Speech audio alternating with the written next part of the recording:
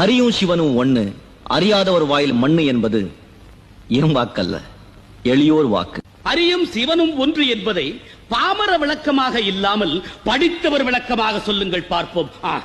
சிவன் அடியார்களான நாயன்மார்களே விஷ்ணுவை தொழுதிருக்கிறார்கள். அதே சமயம் ஆழ்வார்களும் சிவனை போற்றி இருக்கிறார்கள். புதிர் போடுகிறீரா? இல்லை, பதில் சொல்கிறேன். சிவபெருமானை நாரணன் கான் என்று புகழ்ந்து பாடுகிறார் அப்பர் பெருமான். திருமாலை முக்கண்ணப்பா என சிவன் பேர் காட்டி பாடுகிறார் நம்மாழ்வார். நாவுக்கரசரோ நயமாக ஹரி அல்லால் தேவி இல்லை என்று சிவசக்தியோடு விஷ்ணுவையும் சேர்த்து பாராட்டுகிறார். திரைதங்கு சடையானை வலத்தே வைத்து என்று ஈசனை பணிகிறார் திருமங்கை ஆழ்வார்.